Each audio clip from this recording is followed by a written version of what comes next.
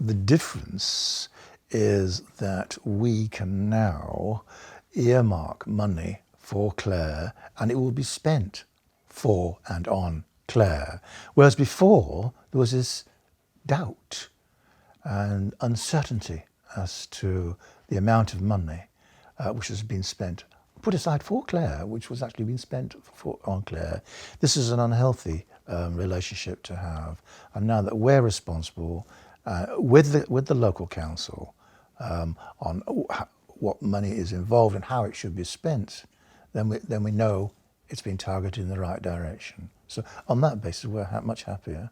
The money goes directly on Claire's needs, on her person-centred plan, on her development and her well-being. When I was younger, I wasn't able to take Claire out because there was a risk attached to the fact that I was taking her out. Never mind that I was her brother, they felt that I wasn't skilled or able to take Claire out. It just felt very unnatural, and I think Claire felt that as well, and a lot of disappointment to what was happening. When we first came to Hampshire, we didn't know what we were going to do with Claire because we'd always been told all the things that she couldn't do. We never looked at the things that she could do. Now Claire does lots of activities. Every day of the week she's employed or doing an activity in the morning and in the afternoon. She does swimming, riding, cycling, basketball. She goes to clubs, she goes to music sessions. Go-karts, going to the zoo, going to discos. And every Sunday evening she'll have a swim and then join the family for dinner.